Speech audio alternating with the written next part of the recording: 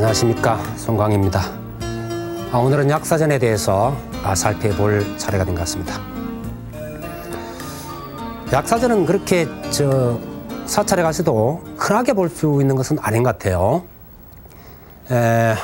지금 오래된 통도사의 약사전 모습이 보이고 있습니다. 단청이 거의 지워지고 목재의 오래된 목재색이 나오고 있는데요. 우리가 살아가는 이 세계를 우리는 흔히 고통의 바다, 고해라 그러죠. 참 괴로움이 하나 넘으면 또 파도처럼 오고 또 파도처럼 오고 바다처럼 한없다 해서 고해라고 했는지 어쨌든 이 고통과 괴로움은 끝간대를 모르고 계속되는 것 같습니다. 대부분. 그래서 사실 그렇기 때문에 여러 가지 고통 때문에 몸이나 마음에 병이 생기고 또 몸이나 마음에 병이 생겼기 때문에 다시 또 고통이 되고 이렇게 해서 이것이 되풀이되죠. 고통이 병을 일으키고 병이 다시 고통을 불러일으키고 이렇게 해서 이 질긴 고리가 사실 좀처럼 끊어질 것 같지가 않죠. 그런데 이 문제를 해결해 주시고자 원력을 세우시고 성불하신 분, 바로 그분이 약사열의 부처님이시죠. 약사열애라고 이렇게 이제 보통 우리가 이야기를 하니까 약에 대해서는 이분을 따라갈 분이 없다 이런 이야기가 됐죠. 약사열애. 이 약사 부처님은 실제로 중생의 몸과 마음의 일체의 고통을 전부 다 제거해서 편안케 해주고 이었고 정신적인 깨달음의 세계까지를 인도하려고 하는 그런 원력을 세우신 분이시죠. 그래서 이 약사열애의 대표적인 12가지의 대원이 있습니다. 그러니까 성불하시기 전에 말하자면은 12가지의 대원을 세우시고 수행을 하셔서 성불하신 겁니다. 아미타 부처님도 그러셨죠. 그래서 그 12가지 내용을 좀 이렇게 살펴보면은 우선 모든 사람들 몸에서 광명이 나올 수 있도록 그렇게 하려는 원을 가지고 있고요. 그 다음에 중생들이 바라는 것을 모두 만족시켜 주려고 하는 원, 또 스스로가 위엄과 덕이 높아져서 일체 중생들을 모두 깨우칠 수 있는 그런 위치가 되기를 바라시고, 또 모든 중생들로 하여금 자기만 아는 그런 속 좁은 사람들이 아닌 소위 대성 모두가 함께 어우러져서 조화롭고 행복할 수 있는 세계, 그 대성의 길로 이끄시길 원하셨고, 그 다음에 모든 중생들이 전부 다 스스로가 깨끗해져서 말하자면 일체 마음이 올곧고 바르게 되는 삼치정계를 모두 구족하기를 바라시고, 그 다음에 이제 신체적으로 어떤 불구 뭔가 결함이 있는 모든 이들이 모두가 온전한 몸을 갖게 하기는 그러한 원을 세우셨고, 또 몸과 마음의 일체 병을 모두 제거해서 편안케 하고 소위 위에 없는 깨달음을 얻게 하려고 하는 그걸 또 원을 세웠고요. 그 다음에 모든 여인들이 남자가 되게 하리라 하는 원을 세웠습니다. 이 부분은 불교 수행의 입장에 있어서 여인의 몸이 여러 가지로 수행하는데 편치 못한 요인이 있다고 하는 아마 그런 사상에 근거한 것일 겁니다. 그 다음에 이제 마구니와 외도들의 나쁜 소개를 없애고 부처님의 올바른 지견을 얻게 한다 이런 것이고, 그 다음에 이제 또 나쁜 임금이나 나쁜 임금이 어떤 건지 잘 모르겠습니다만 하여튼 나쁜 임금이나 강도 등의 고난으로부터 모든 중생을 구원하겠다 이제 이런 원, 그 다음에 모든 중생들이 배고픔을 면하게 하고 편안케 하리라 이런 거고, 또 가난하여 의복이 없는 중생이 좋은 옷을 얻게 하리라 이런 겁니다. 이 12가지 원을 하다 보니까는 우리나라 대통령들은 좀 약사열애를 좀 열심히 찾아배웠으면 좋겠다는 생각이 문득 듭니다만은, 이 원을 성취하기 위해서 사실 이 약사열애께서는 무수겁을 수행을 하면서 도를 성취하셨죠. 그래서 우리가 이제 갖추어서 이야기하면 약사, 유리, 광 이렇게 이야기합니다. 유리광. 예. 그래서 유리라고 하는 것은 보배죠. 맑고 투명하고 아름다운 그런 보배의 빛살 이런 겁니다. 약사, 유리광. 그리고 이제 그 동방마늘 세계, 정유리 세계라 그러죠. 맑은 그 유리 보배의 세계. 그래서 이 약사열에는 다른 말로는 대의왕불이라고도 이야기합니다. 대의왕불, 의사의 왕이신 부처님, 대의왕불. 물론 서가모니 부처님께서도 당신을 대의왕 이렇게 말씀하셨습니다. 나는 대의왕이니 일체중생을 비결 모두 낫게 한다. 이런 말씀을 하셨습니다만은 대의왕불이라고 했을 때는 보통 약사열애. 그래서 정유리 세계, 동방의 정유리 세계, 정유리 세계. 유리 또 여기에서 유리광, 소위 약사 유리광 열애. 동방세계는 정유리 세계. 그쪽의 가장 크신 어르신이시다.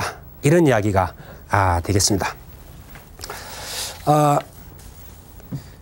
그런데 이제 그 약사전이 있는 곳을 아까 이제 그 통도사 사이 그 약사전을 봤습니다만은 직지사에 가도 약사전이 있고요. 여러 곳이 있습니다만은 좀 특이한 곳이 있습니다. 우선 그 장곡사라고 하는 절은 대웅전이 아래 위로 둘이에요. 그래서 유일하게 두 대웅전이 함께 있는 곳이다. 저게 지금 장곡사의 모습인데요. 위가 상대웅전이라 그러고 아래를 하대웅전이라고 그렇게 이제 이야기를 합니다. 근데 상대웅전과 하대웅전이 대웅전이라고 하는 편액을 걸고 있지만은 사실은 둘 다 그 서가모니 부처님이 본존이 되어 있질 않아요. 상대웅전은 보면은 법신불인 비로자나 부처님이 상대웅전의 본존이 되어 계시고, 그 다음에 특히 하대웅전에 가보면은, 물론 상대웅전에도 보면은, 한쪽에 약사 유리광열애께서 모셔져 있습니다. 하대웅전에는 약사 유리광열애가 바로 본존이십니다. 그래서 상하 대웅전이 모두 약사열애와 연관이 있는 그러한 절이 장곡사입니다. 그래서 뭐 그 대웅전이라고 되어 있지만 사실 약사전이나 아니면은 뭐 대적광전으로 바뀌야 적합한 것이지만은 뭐 스님들이 그걸 모르겠습니까만은 예전부터 내려온 어떤 그런 내력이 있기 때문에 아마 그대로 두고 있을 겁니다. 특히 그 하대웅전의 약사열애, 지금 여러분이 보시는 것이 하대웅전 본존이신 약사열애이십니다. 그러면은 저기에서 특징이 금방 눈에 들어오죠. 왼손에 둥근 약함인지 혹은 뭐 그런 종류입니다. 약병, 약함 아니면 환, 약 그 자체 이런 것을 손에 들고 계시는 분이 약사열애 불이시다. 이렇게 이제 볼 수 있겠습니다. 사실 요즘 들어서 상담하는 그 분들 가운데는 병과 관계되는 그런 상담을 참 많이 해옵니다. 물론 육체적인 병도 있지만은요. 뭐 육체적인 병이라는 것은 사회가 좀 안정되지 못하고 또 개인의 어떤 직장이나 뭐 이런 가정 같은 게 안정되지 못해서 근심을 하다 보니까 뭐 몸에 말하자면 균형이 깨어지고 병이 났을 수도 있습니다만은 마음의 그 질환을 앓고 있는 분들도 굉장히 많아요. 그래서 세월이 갈수록 사람들이 좀 더 건강해지고 뭐 이랬으면 좋겠는데 이 세월이 갈수록 점차 사람들의 심신의 병이 하나 병도 육체의 병도 그렇지 않습니까? 하나를 극복하고 나면 그 다음 병이 또 극복되지 못하는 병이 또 나타나고 그래서 사실 뭐 의술이라는 게 병을 쫓아가다가 항상 뒤쳐져서 쫓아간다 그런 이야기도 있습니다만은 어쨌든 그 몸의 그 병도 그렇고 마음의 그 병도 그렇고 어쩐지 자꾸 이렇게 좀 심각해지고 있는 것 같아요. 그래서 이 우리가 대의왕이신 이 약사열애가 계시는데도 왜 이렇게 아픈 이들이 많은가 저는 생각해 봤습니다. 왜 그렇겠습니까? 제가 만일 어떤 이들에게 약사열의 부처님이나 아니면 다른 부처님이라 할지라도 열심히 가서 기도 정진해 보십시오. 참여하시고 해 보십시오. 그러면 대부분이 그래요. 스님, 이 병이 거기 가서 한다고 낫겠습니까? 과학적으로 지금이 불가능하다 하는데. 근데 과학적으로 불가능하다고 했던 이들이 기도해서 낫는데 어떻게 합니까? 말로서 설명할 수는 없지만은 나아요. 뭐 병원에서 2, 3개월밖에 못 산다 했던 사람이 이상하게 기도하고 뭐 4, 5년 이상 먹고 아주 건강하게 잘 살고 계시는 분들이 얼마든지 있습니다. 이러니 우리가 이 문제는 우리 마음의 한계, 그 한계에서 좌절해 버리는 우리 스스로의 그러한 의심과 용기 없음, 두려움, 이런 것들이 결국은 병의 근본이 아닌가 이렇게 생각됩니다. 그래서 이 불신의 병, 이것이 정말로 큰 문제가 된다, 이렇게 이제 우리가 볼 수 있겠어요. 사실 뭐 육체적인 병까지 불신으로 볼 수 있겠느냐 싶지만은 그렇지가 않죠. 정신적인 상태가 흐트러지고 또 우리가 만나는 모든 것에 대해서 불신을 하고 말하자면은 싫어하는 증오심을 갖고 뭐 이러다 보면은 결국 그 자체가 자기에게 독화살이 돼서 돌아온단 말이죠. 그래서 부처님께서 항상 말씀하셨듯이 남을 욕할 때 그것은 곧바로 자기 자신의 가슴에 와서 박히는 독화살이다. 불신도 역시 마찬가지입니다. 내가 누구를 불신할 때 수많은 사람들이 나를 불신해버리죠. 이와 같은 현상들이 결국은 우리가 육체와 정신의 질환의 근본 원인이 아닌가 이런 생각이 듭니다. 물론 뭐 이러다 보니까 우리가 약사열애를 참 많이 찾죠. 대표적인 곳이 어디입니까? 선본사 갑바이 부처님이라 불리는 약사열애 부처님이시죠. 참 아마 국내에서 가장 영험이 있다 이렇게 이제 소문이 나서 그 높은 곳을 아주 노인네고 뭐 몸이 불편한 분이고 할 것 없이 막 이렇게 그 올라가는 것을 많이 이렇게 보게 됩니다. 실제로 뭐 거기 가서 기도하고 또 나왔다는 분들도 굉장히 많고 그러니까 영험이 있다 그러겠죠.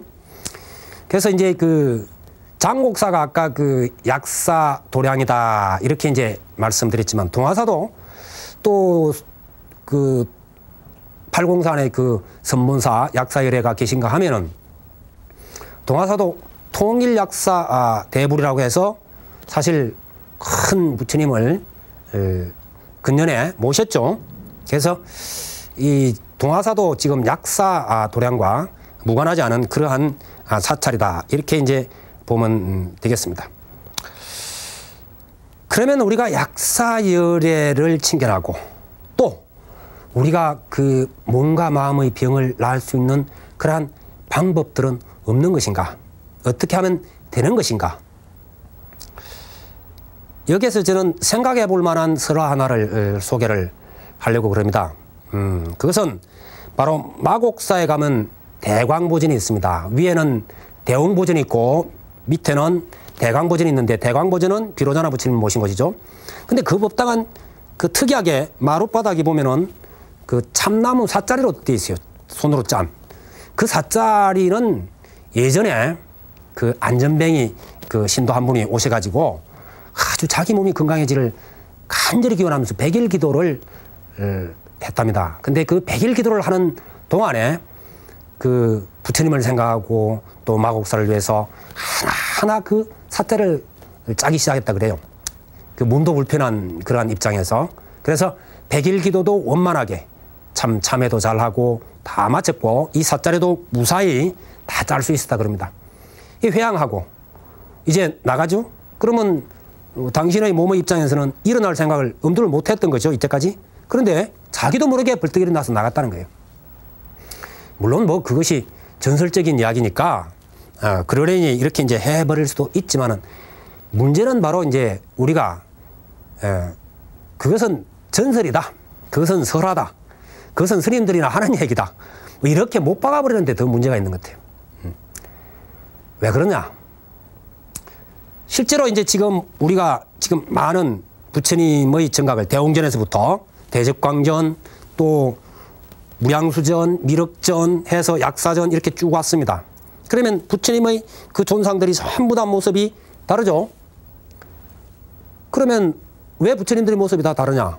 이런 이야기가 됩니다만 그러나 사실은 중생들의 시각에 의해서 그렇게 되어진 것이지 부처님들에 의해서 그렇게 된 것은 아니라고 생각하시는 게 좋을 겁니다.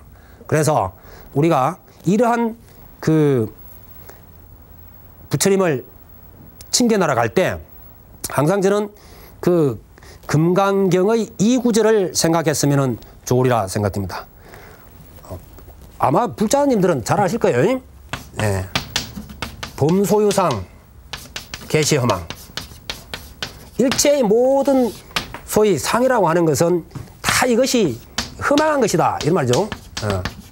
허망하다는 것은 실체가 없다 이런 말입니다. 예. 실체가 없다. 허망한 것이다. 실체가 없고 거짓된 것이다. 그렇기 때문에 만약에 어떤 사람이 약견 재상비상 일체의 상이 상 아님을 보면은 곧 열애를 볼 것이다 그랬죠. 즉견 열애라. 그러면은 바로 금강경 같은 데서도 이와 같이 이야기를 해놓고 있는 겁니다. 상을 벗어난다. 그 상이라는 것은 외행적인 상일 수도 있고 내 마음속에 가지고 있는 분별과 갈등 이런 것일 수도 있습니다.